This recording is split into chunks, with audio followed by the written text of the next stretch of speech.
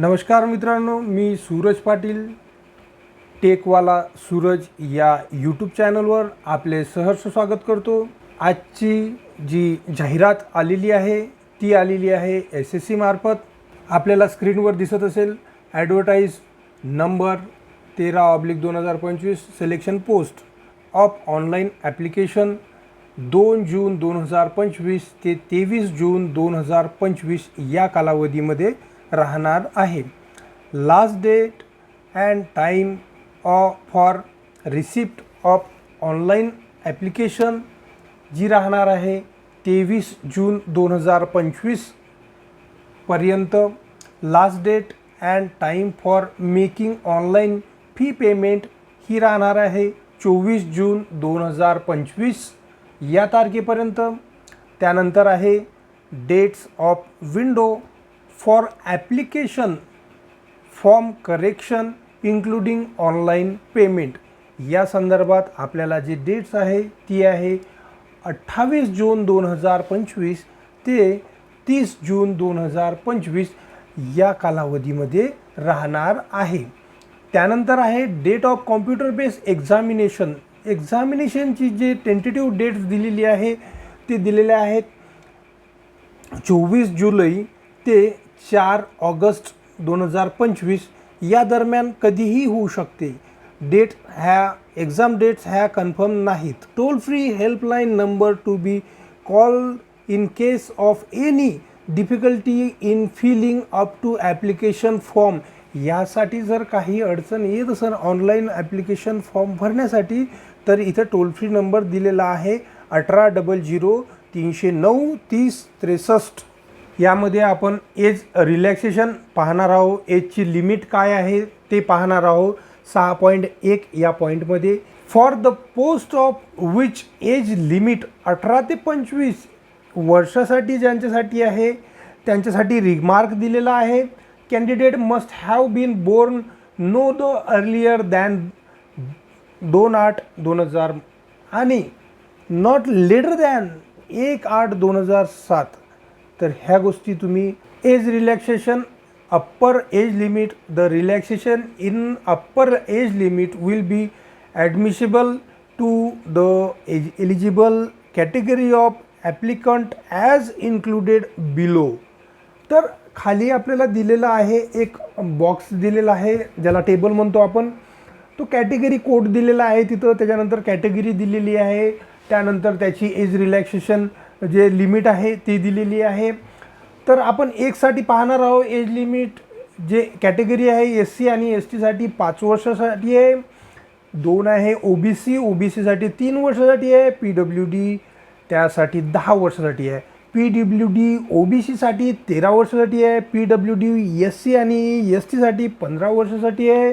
त्यानंतर एक्स सर्व्हिसमॅनसाठी आहे 3 वर्ष after deduct of the military service rendered from actual age on 1/8/2025 पर्यंत राहणार आहे। त्यानंतर आहे defence personnel disabled in operation during hostility with any foreign country और in a disturb area and release as a concert of 3 वर्षासाठी। त्यानंतर आहे 8 वर्षासाठी आहे। 10वाचे कोड आहे central government civil employee who have render not less than 3 years regular and continuous service as on 1/8/2025 यासाठी 40 वर्षापर्यंत आपल्याला लिमिट दिलेली आहे।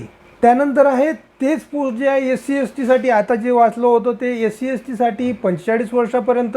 त्यानंतर आहे widow, divorce woman judiciary separated and who are not remarried अशांसाठी 35 वर्षापर्यंत आहे। त्यानंतरची आहे लास्टची आहे 13 नंबरचं जे कोड आहे ते आहे widow, divorce woman judiciary separately and who are not remarried SC STकरिता 40 वर्षापर्यंत आहे। इथपर्यंत जर व्हिडिओ आवडला असेल तर व्हिडिओला जरूर एक लाईक करा।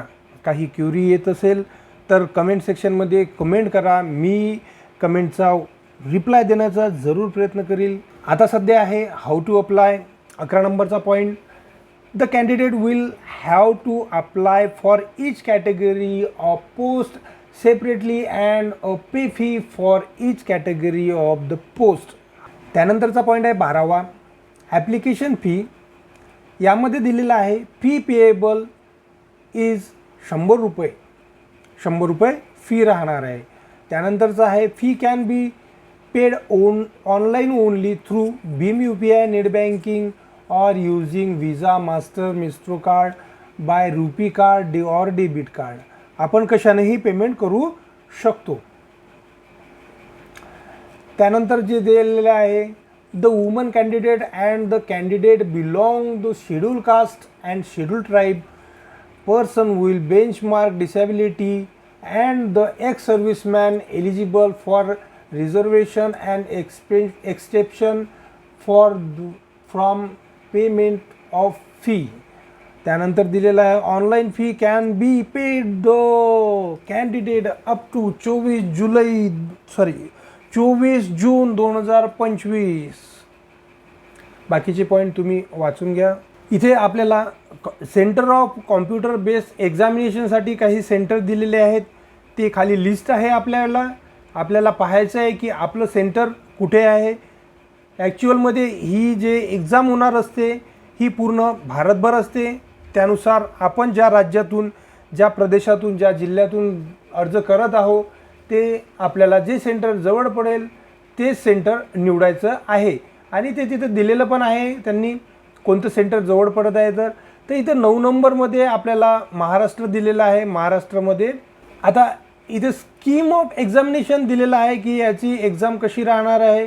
जनरल इंटेलिजन्सीसाठी 25 क्वेश्चन राहणार आहे आणि 50 मार्क राहणार आहे. आणि वेळ जो राहणार आहे हा 60 मिनिटाचा राहणार आहे. जनरल अवेअरनेससाठी क्वेश्चन आणि 50 मार्क. आणि इथं दिलेलं आहे ॲप्टिट्यूड आहे ते 25 क्वेश्चन राहणार आहे आणि 50 मार्क राहणार आहे. इंग्लिश लँग्वेजसाठी 25 क्वेश्चन राहणार आहे आणि 50 मार्क राहणार आहेत. इथे आपल्याला कॉम्प्युटर बेस्ड एक्झामिनेशनसाठी जे सिलेबस राहणार आहे ते इथं मेन्शन केलेलं आहे 15.8.1 मध्ये. हा जो राहणार आहे हा मॅट्रिक्युलम लेवलचा राहणार आहे. त्याच्यामध्ये general intelligence, general awareness, aptitude, English language ह्या गोष्टी राहणार आहे. त्यानंतर 15.8.2 हायर सेकंडरी म्हणजे 10+2 या लेवलचा राहणार आहे. त्यामध्ये पण तेच राहणार आहेत पॉईंट, पण लेवल बदललेली आहे. त्यानंतर ग्रॅज्युएशन लेवलचा अभ्यासक्रम राहणार आहे. ते पण सेम राहणार आहे. General intelligence, awareness, aptitude, language. इथे काही एक इन्स्ट्रक्शन दिलेली आहे. The candidate who have not undergone Aadhaar based authentication will require to report the examination center 2 hours before the scheduled start of examination. In the addition of the admission certificate, it is mandatory to carry at the least 2 passport size recent color photographs and original valid photo ID proof having date of birth as printed on the admission certificate. तर त्यासाठी आपल्याला लागणारे जे कागदपत्र आहे हे इथे दिलेले आहे. हे तुम्ही वाचून घ्या आणि यापैकी एक तुमच्यासोबत 1-2 तुमच्यासोबत कॅरी करा. ओके, चालेल. काही सर्टिफिकेट दिसत आहेत आपल्याला, ते स्क्रोल डाऊन करून तुम्ही खाली पाहून घ्या. त्यानंतर व्हिडिओ जर आवडला असेल, यूजफुल वाटला असेल तर एक कमेंट जरूर करा.